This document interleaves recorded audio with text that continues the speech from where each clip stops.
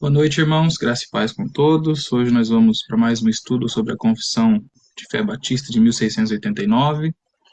A gente falou no último estudo sobre um pouco sobre a providência. Hoje a gente vai falar mais um pouco sobre a queda do homem, sobre o pecado, sobre a punição do pecado, tocando um pouco também de uma das doutrinas da graça, depravação total. E a gente já falou um pouco disso, né, no capítulo 4 sobre a criação e a queda, mas aqui a confissão fala um pouquinho mais disso, discorre um pouco mais sobre o assunto. É um assunto não tão é, complicado quanto os assuntos que a gente já viu. Esse assunto tem muita base bíblica, tem muitos versículos, né? Esse assunto é muito claro em toda a Bíblia. Não que os assuntos que a gente falou não tenha, mas quando a gente vai falar sobre esse assunto tem menos tensão teológica, como eu vou, o jeito mais fácil de dizer. Esse assunto é mais claro, é mais direto. Não fica aquela tensão como a gente viu, por exemplo, da soberania de Deus e a responsabilidade do homem. Então, o primeiro tópico desse capítulo 6 sobre a queda do homem, fala assim: Deus criou o homem justo e perfeito, ele deu uma lei justa que lhe seria para a vida, se aguardasse, ou para a morte, se a desobedecesse. Mesmo assim, o homem não manteve por muito tempo a sua honra. Satanás valeu-se da astúcia da serpente para seduzir Eva, e essa seduziu Adão, que, sem ser compelido, transgrediu voluntariamente a lei instituída na criação e a ordem de não comer o fruto proibido. De acordo com seu conselho sábio e santo, aprove a Deus permitir a transgressão, porque no âmbito do seu propósito, mesmo isso ele usaria para a sua própria glória. Então, alguns versículos que a confissão dá para dar base sobre isso que foi falado. Primeiro Gênesis, né, capítulo 2, versos 16 e 17, que Deus dá ordem, Deus lhe deu esta ordem: de toda árvore do jardim comerás livremente, mas da árvore do conhecimento do bem e do mal não comerás, porque no dia que dela comeres, certamente morrerás. Gênesis 3, 12 a 13. Então disse o homem: a mulher que me deste por esposa, ela me deu da árvore, e eu comi. Disse o Senhor Deus à mulher: que é isso que fizeste? Respondeu a mulher: a serpente me enganou e eu comi. Também, 2 Coríntios 11, 3, mas receio que, assim como a serpente enganou a Eva com sua astúcia, assim também sejam corrompidas as vossas mentes e se apartem da simplicidade e pureza devidas a Cristo. Então, um pouco sobre esse pecado, né, que a gente chama de pecado original, um pouco sobre a origem, como esse pecado se originou, né? Quando Deus criou o mundo, ele viu que tudo que ele havia feito muito bom, como a gente viu, Gênesis 1:31. Isso significa que mesmo no mundo angelical que Deus havia criado, não possuía anjos maus nem demônios àquela altura. Mas quando chegamos a Gênesis 3, percebemos que Satanás, na forma de uma serpente, tentou a Eva para que ela pecasse. Gênesis 3, de 1 a 5, como a gente acabou de ver. Portanto, em um determinado tempo entre esses eventos de Gênesis 1:31 e Gênesis 3:1, entre esses eventos houve uma rebelião no mundo angelical, com muitos anjos se voltando contra Deus e tornando-se maus. O Novo Testamento fala disso em dois lugares. Pedro nos diz que Deus não poupou seus anjos que pecaram, mas lançou no inferno, prendendo-os em abismos tenebrosos a fim de serem reservados para os juízos. 2 Pedro 2,4. Judas também diz que, quanto aos anjos, que não conservaram suas posições de autoridade, mas abandonaram sua própria morada, ele os tem guardado em trevas, presos com correntes eternas para o juízo do grande dia. Judas, verso 6. Satanás não, então, ele pecou antes de os seres humanos terem caído, como fica evidente no fato que ele, na forma de uma serpente, tentou a Eva. O Novo Testamento também informa que Satanás foi homicida desde o princípio e que ele é mentiroso e o pai da mentira. Ele diz igualmente que o diabo vem pecando desde o princípio. Em ambos os textos, a frase desde o princípio não sugere que Satanás tenha sido mal desde o tempo que Deus começou a criar o mundo, desde o princípio do mundo, ou desde o começo de sua existência, do princípio de sua vida, mas sim desde o começo da história do mundo, como a gente viu entre os capítulos de Gênesis 1 e Gênesis 3. Gênesis 1, Deus disse que era tudo muito bom, e Gênesis 3 aparece o Satanás, a imagem de serpente. A característica do diabo tem sido a de originar o pecado e de induzir a outros a pecar. Assim, o pecado não se originou necessariamente com a queda do homem, a apostasia do homem. O pecado se originou dentro do mundo espiritual ou angelical. Lúcifer, Satanás ou o diabo, apostatou de Deus por causa do seu orgulho e vontade própria. e levou consigo uma série de seres angelicais. Diz isso em Isaías, por exemplo, capítulo 14, versos 12 a 15, Lucas 10, 18. Ele estava na forma de serpente que tentou Adão e Eva e através dessa provocou a queda e a apostasia da humanidade. A entrada do pecado na raça humana, então, veio através da desobediência voluntária de Adão ao mandamento explícito de Deus. Deus deixou claro. A raça humana apostatou de Deus em Adão como a sua cabeça federal e representante. A imputação da transgressão de Adão do pecado original, como a gente vai ver mais um pouco disso. Toda a humanidade caída ficou assim sobre o poder reinante do pecado. Romanos 6 fala disso. E sobre a sentença de morte também. Romanos 5 fala disso também, a gente vai ver mais um pouco. O pecado é uma violação ou qualquer coisa contrária à lei moral de Deus. Na verdade, o significado de pecado, quando a gente vê, é errar o alvo. O alvo é a lei de Deus, quando a gente erra esse alvo, daí está aí o pecado, a transgressão, a iniquidade. A lei moral é a expressão eterna da autoconsciência moral de Deus, a transgressão do seu justo caráter. E como já vimos, tudo isso faz parte dos decretos de Deus também, dos decretos eternos de Deus, de uma forma que o homem continua sendo responsável pelo seu pecado e que Deus não seja de forma alguma o autor do mal ou tenha tentado o homem, né? Como a gente já viu no nosso estudo passado e no estudo sobre os decretos. Aqui um pouco sobre a astúcia da serpente. A gente vê que na tentação a serpente fez um triplo apelo a Eva. Ela fez 3 apelos, correspondente à natureza tripartida da constituição humana.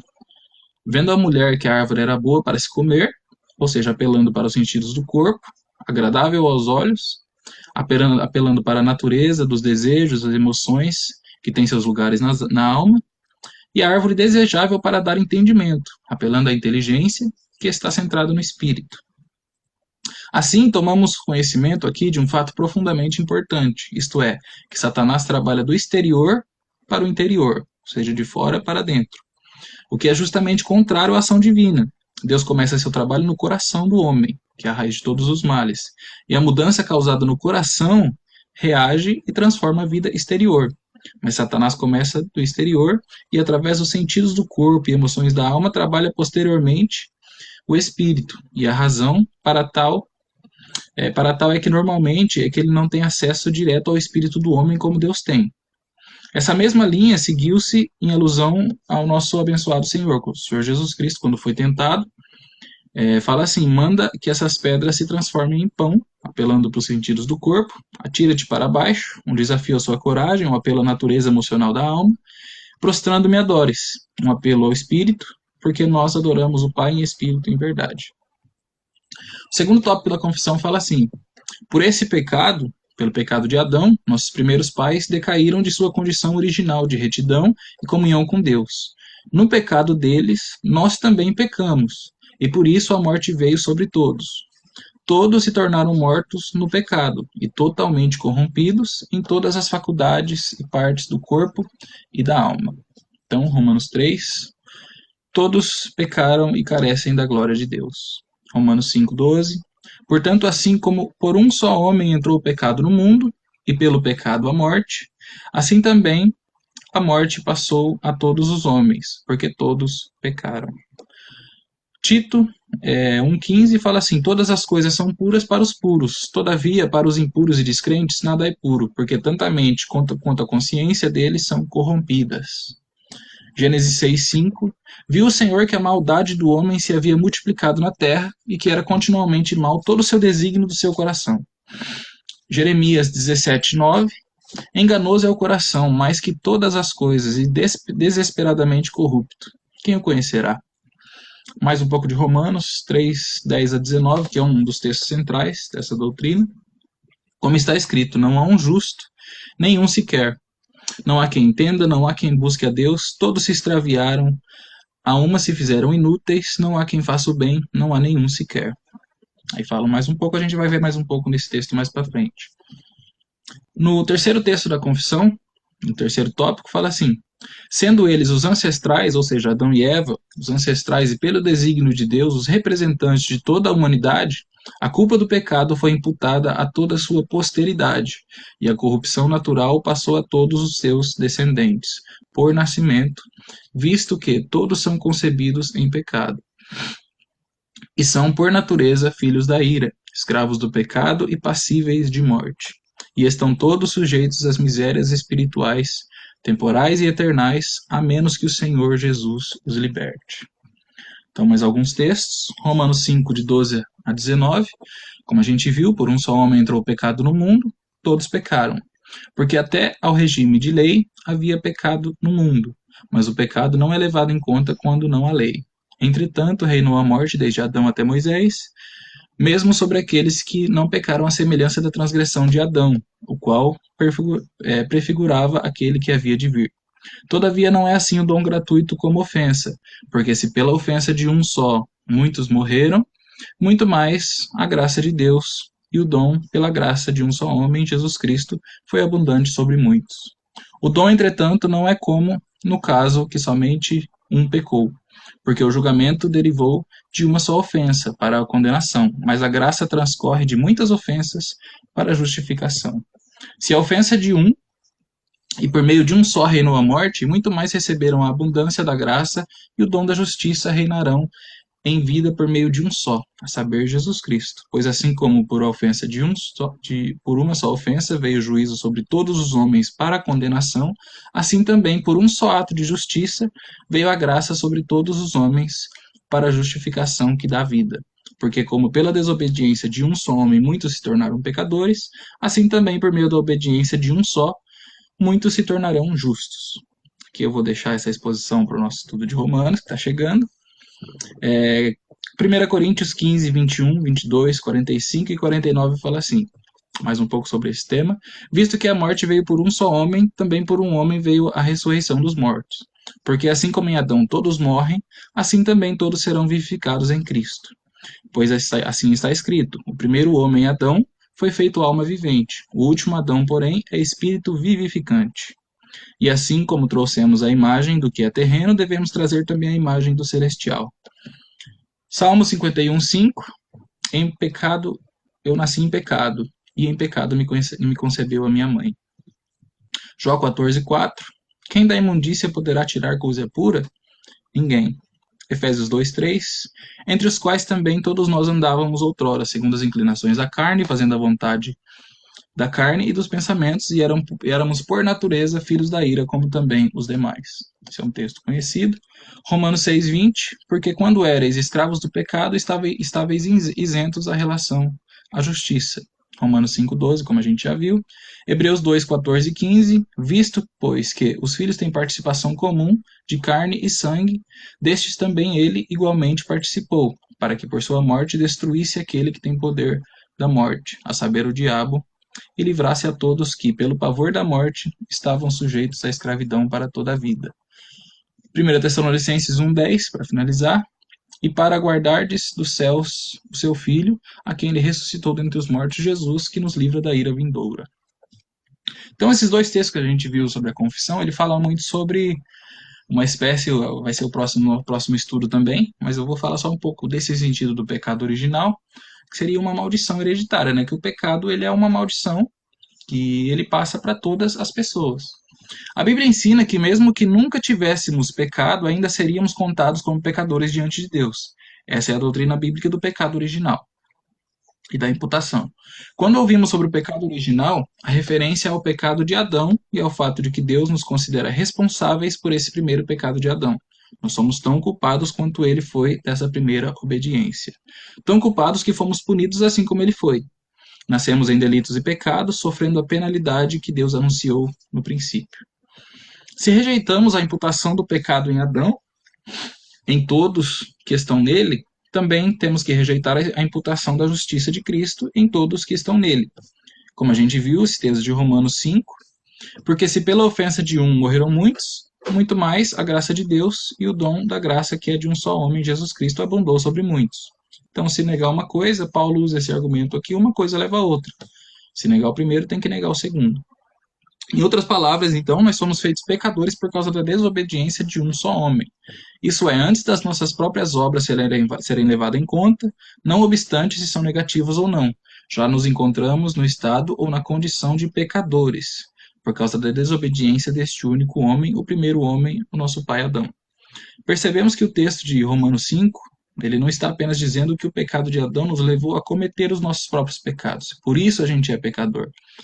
Não está escrito, pela desobediência de um só homem, muitos foram levaram a fazerem de si mesmos pecadores. Não, a Escritura está nos dizendo que a própria desobediência de Adão é que nos tornou quem somos. Por ela fomos feitos pecadores. Então, nós é uma coisa que nós herdamos desse primeiro pecado. Continuando na confissão, da corrupção natural procedem todas as atuais transgressões, porque ela nos torna completamente indispostos, incapacitados e contrários a todo bem e totalmente inclinados para o mal. Então, Tiago 1, 14 a 15, como a gente já viu, ao contrário, cada um é tentado pela sua própria cobiça, quando esta o atrai e seduz. Então, a cobiça, depois de haver concebido, dá luz ao pecado. E o pecado, uma vez consumado, gera a morte. Mateus 15, 19, porque do coração procedem maus desígnios. No caso, é todos os maus desígnios: homicídios, adultérios, prostituição, furtos, falsos testemunhos e blasfêmias. Romanos 8, 7, pois o pendor da carne é inimizade contra Deus, pois não está sujeito à lei de Deus, nem mesmo pode estar.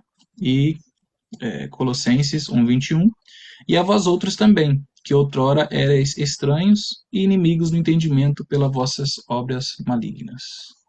Então, um pouco sobre a consequência desse pecado. O pecado de Adão trouxe aos descendentes, à humanidade, aquilo que chamamos de morte espiritual. Isto é, os homens pecaram deliberadamente em ações e pensamentos, porque estão mortos espiritualmente, alheios à vida de Deus, com sua mente encoberta por trevas e seu coração endurecido. Fala Efésios 4:18. Isto é, sua natureza é pecaminosa. Pecam porque são pecadores. Antes dos atos pecaminosos em si, há esta condição no ser do coração que os leva a cometê-los e para a qual não possuem nenhum tipo de resistência. Por isso, Paulo diz que os que são segundo a carne inclinam-se para as coisas da carne, Romanos 8:5. Isto é, aqueles que não têm sua vontade regida por um espírito que foi vivificado pelo poder de Deus, são regidos por sua natureza pecaminosa, inclinando-se sempre para as coisas da carne. Ser segundo a carne, portanto, é o mesmo que ser um morto espiritual. É continuar a existir segundo a morte de Adão, e a capacidade do morto espiritual é apenas para pecar. A sua escolha entre dois caminhos diferentes, mesmo que um represente a escolha por fazer o bem, é sempre uma escolha entre duas maneiras diferentes de cometer o mesmo pecado contra Deus, porque as motivações por trás de qualquer escolha do homem ímpio por fazer o bem são más. Estando mortos em Adão, porque entrou a morte espiritual no mundo, assim como a morte física, suas obras são imperfeitas. Esse aqui é o último texto do nosso tópico de hoje, tópico mais curto. Durante esta vida, a corrupção de natureza permanece, mesmo naqueles que são regenerados. E embora ela seja perdoada e mortificada mediante Cristo, a corrupção em si e suas inclinações e o que dela procede, tudo é verdadeiramente pecado. Então, Romanos 7, 18 a 23.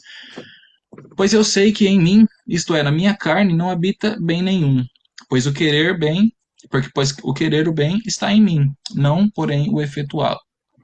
Mas vejo nos meus membros outra lei que, guerreando contra a lei da minha mente, me faz prisioneiro da lei do pecado que está nos meus membros. Eclesiastes 7:20, não há homem justo sobre a terra que faça o bem e que não peque. 1 João 1:8, se dissermos que não temos pecado nenhum, a nós mesmos nos enganamos, e a verdade não está em nós. Romanos 7, 23, 25, mas vejo que nos meus membros outra lei, como a gente acabou de ler, outra lei guerreando contra a lei da minha mente, me faz prisioneiro da lei do pecado que está nos meus membros. Miserável homem que sou, quem me livrará do corpo dessa morte? Gálatas 5:17, porque a carne milita contra o espírito, e o espírito contra a carne, porque são opostos entre si, para que não façais o que porventura seja vosso querer. Um pouco sobre a depravação total, é uma das doutrinas da graça, mas antes dela ser esse ponto da doutrina da graça, ela é um ensinamento bíblico. Uma verdade que contrasta efusivamente com a visão de grande maioria, do que a grande maioria tem do ser humano. Então, a visão que a grande maioria tem, essa visão a gente sabe que não é bíblica. A visão influenciada, por exemplo, pela ideia pelagiana de que o homem precisa de uma receita apenas, pois o problema dele é temporário ou remediável, vem nos forçar a ir contra as escrituras. Estamos convictos que esse pensamento é uma heresia bem antiga. Depravação significa perversidade, corrupção, o mal inato do homem não regenerado. Adicionar a palavra total à depravação é enfatizar sem nenhuma sombra de dúvida a verdade que não há absolutamente nenhuma bondade no homem natural, no homem que é nascido do Adão caído. É importante notar, irmãos, que essa depravação total não significa que o homem seja tão mau quanto ele possa ser. Pela graça de Deus, a gente sabe que isso não acontece. Mas sim que o pecado atingiu todos os sentidos do homem, de uma forma que o homem ficou morto espiritualmente e assim incapacitado de ir até a Deus, de fazer a vontade de Deus, a não ser que Deus por si mesmo interceda. Aqui algumas reflexões. Então, tem alguém que não peque? A gente viu 1 João 1,6. Se dissermos que temos comunhão com ele e andamos em trevas, mentimos e não praticamos a verdade. Se dissermos que não temos pecado, enganamos a nós mesmos e a verdade não está em nós. E se confessamos os nossos pecados, ele é fiel e justo para nos perdoar os pecados e purificar de toda a justiça. Se dissemos que não pecamos, fazemos Deus de mentiroso e a sua palavra não está em nós. Então, todos pecaram. Fala desse assunto, ela divide normalmente a visão bíblica de dividir a humanidade entre judeus e gentios, mas gentios no caso seriam nomes, é o nome que é usado às pessoas que não eram judeus. Então tem os judeus e tem o resto do mundo, os ímpios que eram gentios. No caso a gente se enquadra nessa colocação também, porque nós não somos judeus, né? Não fazemos parte do povo judeus. Então Paulo, quando ele fala sobre esse assunto, Romanos ele começa falando dos gentios, que o pecado afetou todos os gentios. Porque do céu se manifesta a ira de Deus sobre toda a impiedade e a justiça do homem que detém a verdade em justiça. Porquanto o que de Deus se pode conhecer, nele se manifesta, porque ele o manifestou. Porque as suas coisas invisíveis, desde a criação do mundo, tanto seu eterno poder como a sua divindade, se entendem e claramente se veem pelas coisas que são criadas, para que eles fiquem inexcusáveis ou indesculpáveis. Em versículo 29 do primeiro capítulo fala: estando cheios de toda iniquidade, fornicação, malícia, avareza, maldade, cheios de inveja, homicídio, contenda, engano, malignidade, sendo murmuradores, difamadores, aborrecedores de Deus, injuriadores, soberbos, presunçosos, inventores de males, desobedientes aos pais e às mães, nécios, infiéis nos contratos, sem afeição moral, irreconciliáveis, sem misericórdia, os quais, conhecendo o juízo de Deus, que são dignos de morte, os que tais coisas praticam, não somente as fazem, mas também se agradam dos que fazem. E Romanos 2, porque quando os gentios que não têm lei fazem naturalmente as coisas que são da lei, não tendo eles lei, para si mesmos são lei.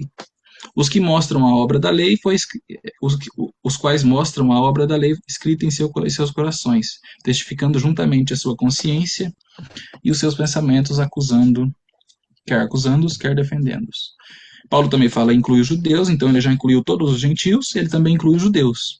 Tu, pois, que ensinas a outro, não te ensinarás a ti mesmo? Tu que pregas que não se deve furtar, furtas? Tu que dizes que não se deve adulterar, adulteras?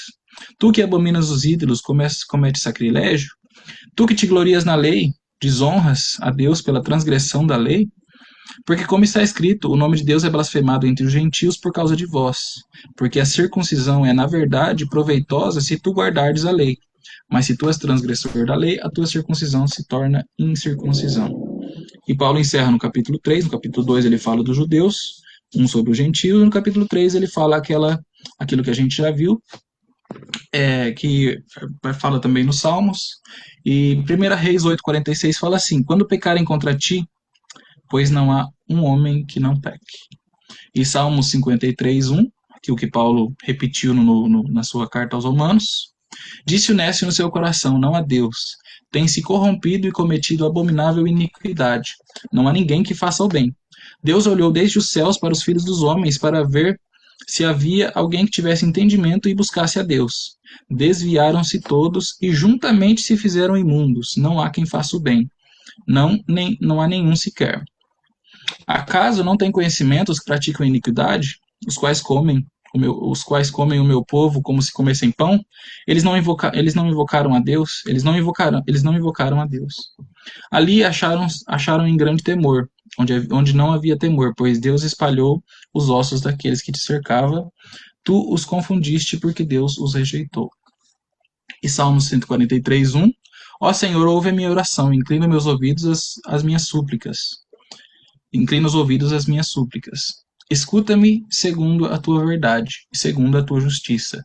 E não entres em juízo com o teu servo, porque a tua vista não se achará justo nenhum vivente. Isaías 64, 6. Mas todos nós somos como o imundo, e todas as nossas justiças como trapo de imundícia, e todos nós murchamos como a folha, e as nossas iniquidades como um vento nos arrebatam. E já ninguém há que invoque o teu nome, que se desperte e te detenhas, porque escondes de nós o teu rosto, e nos fazes derreter, por causa das nossas iniquidades.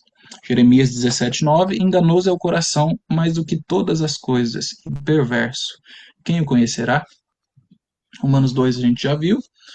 Romanos 5, 8. Mas Deus prova o seu amor para conosco, em que Cristo morreu por nós, sendo nós ainda pecadores. Porque se nós, sendo inimigos, fomos reconciliados com Deus pela morte do seu Filho, muito mais tem sido já reconciliados, seremos salvos pela sua vida. Eclesiastes 7:20, como a gente já viu. Não há um justo sobre a terra que faça o bem e nunca peque. E Tiago 4,17. Todo aquele, pois, que sabe fazer o bem e não o faz, comete pecado. Então, se a pessoa sabe fazer o bem e não faz, também é pecado. Isso inclui todos nós, eu e você, todos por natureza. Efésios 2:1, como a gente viu, Deus nos vivificou, estando nós mortos em vossos pecados e ofensas, em que no outro tempo andaste segundo o curso deste mundo, segundo o príncipe da potestade do ar, do espírito que agora atua nos filhos da desobediência, entre os quais todos nós também andávamos outrora nos desejos da nossa carne, fazendo a vontade da carne e dos pensamentos, e éramos, por natureza, filhos da ira, como também os demais. Salmo 51:5. Eis que em iniquidade fui formado, e em pecado me concebeu a minha mãe. Salmo 58:3. Alienam-se os ímpios desde a madre, andam errados desde que nasceram, falando mentiras. Colossenses 2:3. E quando vós estáveis mortos vossos pecados, e na incircuncisão da vossa carne, vos vivificou juntamente com ele, perdoando-vos todas as ofensas. Porque todos, a gente já viu, porque assim como todos morrem em Adão, assim também todos serão vivificados em Cristo. E Romanos 5, o texto de Romanos 5, que por um homem entrou o pecado no mundo, e pelo pecado a morte, assim também a morte passou a todos os homens, porque todos pecaram. Então, ao declarar a depravação em sua totalidade, queremos afirmar três coisas. Primeiro, que todos os homens, exceto Cristo, são depravados e transgressores. Que algumas referências, Salmo 142:3, Salmo 53:2-3, como a gente viu. E segundo, em cada parte são depravados. Seus atos, emoções, vontades, corações, pensamentos são comprometidos pela sua condição diante de Deus. Terceiro, de forma completa, em cada parte os homens são depravados. Não há uma parcialidade, não há uma parcialidade. Cada homem é totalmente depravado e não há nenhum bem em parte alguma. Irmãos, é bom entender que não quer dizer que o ser humano não possa fazer o bem. O que a Bíblia fala é que não existe bem sem Deus. Se o homem sem Deus, ele por melhor que ele seja, ele não está fazendo bem porque ele está sem Deus. A base de todo bem é Deus. Então, por mais que aos nossos olhos algumas coisas pareçam bem, sem Deus essas coisas acabam se tornando pecado. Essa é uma coisa que a doutrina fala.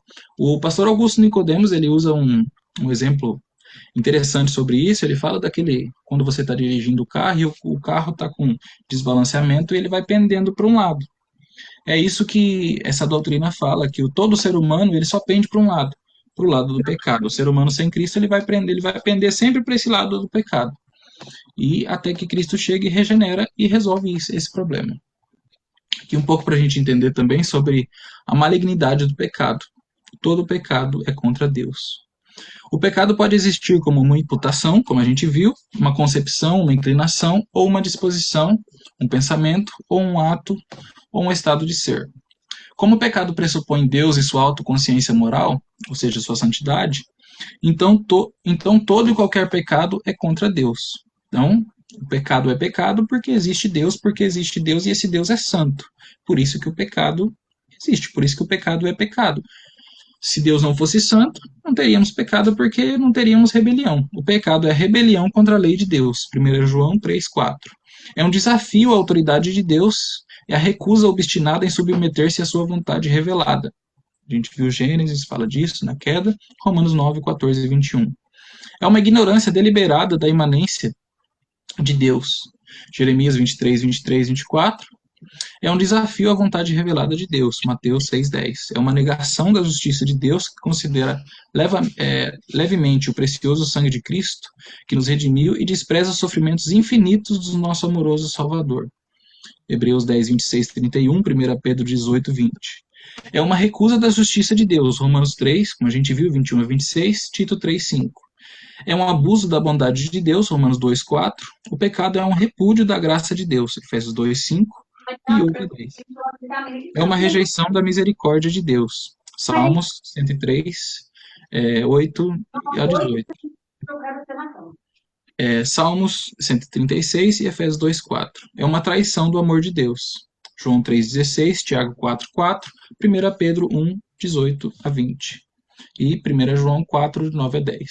É presunção sobre a providência de Deus, Salmos 19, 13. É uma difamação da santidade de Deus, Levítico 10, de 1 a 3. Romanos 6, 15 e 22. 1 Pedro 1, 15 e 16. É um poluente da pureza moral de Deus.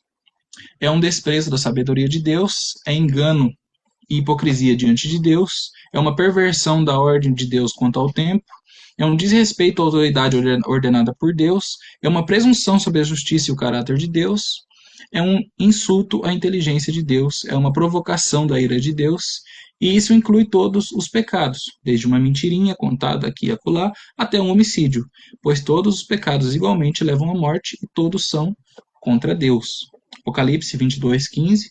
Ficarão de fora os cães, os feiticeiros, os que se prostituem, os homicidas, os idólatras e qualquer que ama e comete a mentira. Então, quando a gente vê essas listas de pecado, a gente tem lá, na mesma lista, com as mesmas consequências, a gente tem os homicidas, os adúlteros, os idólatras, os mentirosos, algumas outras listas trazem os glutões, as pessoas gulosas, trazem os fofoqueiros. Então a gente vê que todos os pecados, não existe pecadinho e pecadão olhando dessa forma. Todos os pecados são contra Deus, todos são igualmente abomináveis. Para a gente terminar sobre o que a confissão falou sobre o crente e o pecado, é fato bíblico que o crente peca. Provérbios 29, Eclesiastes 7, 20, pois ele é fraco pela carne. João 3, 6. O que é nascido da carne é carne, e o que é nascido do espírito é espírito. Tanto a realidade da presença do pecado na vida do crente, quanto a nova natureza é vista claramente na doutrina da santificação, que envolve a correção de Deus. Hebreus 12, 5 a 13. Se não houvesse pecado na vida do crente, nunca haveria correção. Se alguém que se acha crente não conhece a mão pesada de Deus, que corrige os seus filhos, levando-os para serem participantes da sua santidade, Hebreus 12, 10, a gente já viu esse texto, esse tal não tem razão nenhuma para se achar salvo. Mesmo que ache a capacidade de pecar, o crente é responsável por não pecar. 1 Pedro 1,15. Sede vós também santos em toda a vossa maneira de viver. 1 João 2,1. Essas coisas vos escrevo para que não pequeis. A possibilidade de pecar nunca é a razão de desculpar a ação do pecado, mas uma forte razão de vigiar. Mateus 26, 41. Para que não entreis em tentação. É verdade que quem está salvo e quem tem essa nova natureza feita por Deus em Cristo tem uma luta contra o pecado. Gálatas 5,17. Estes se opõem um ao outro, como a gente já viu. Romanos 7, 23, que batalha contra a lei do meu entendimento. Antes de ser cristão, o salvo não tinha forças nenhuma para dominar o pecado. Romanos 8, 8. Em Cristo, porém, o cristão, por Cristo, tem o que é necessário para dominar o pecado. Mateus 26, 41. Filipenses 4,13 e 1 João 4,4 fala disso. Um pouco sobre a perca da salvação, a gente pode pensar. Então, o cristão, a gente sabe que o cristão peca. E o que acontece quando ele peca? O apóstolo Paulo, pela inspiração do Espírito Santo, enfatizou que houve uma palavra fiel e digna de toda aceitação. Essa palavra fiel era que Cristo Jesus veio ao mundo para salvar os pecadores. 1 Timóteo 1,15. Se apenas um entre todos os milhões de pecadores salvos por Cristo Jesus fosse ao inferno para a eternidade ser atormentado, então essa palavra não seria fiel nem digna de aceitação. Mas as Escrituras determinam que essa palavra é fiel e digna. Os pecadores em Cristo são salvos. A beleza do fato que Cristo é o Salvador dos pecadores é entendida quando se entende que Cristo não só veio para salvar os pecadores, mas também é poderoso para conservá-los. Então, Judas, versos 21 e 24, e guardar o que é depositado nele até o dia final. 2 Timóteo 1,12. A certeza da salvação é baseada na pessoa e no poder de Jesus Cristo. Como não há dúvida nenhuma que o pecado destrói, incita ao medo, envergonha e engano, também não há dúvida nenhuma que Cristo pagou o preço inteiro para o crente ser apresentado perante a sua glória irrepreensível, e isso com alegria. Romanos 5, 6-8 e Judas 24. Graças a Deus por essa palavra fiel e digna de toda aceitação. Então esse é o nosso estudo de hoje, um estudo mais breve sobre o pecado, a depravação total, e a gente se vê no próximo estudo. Deus abençoe os irmãos.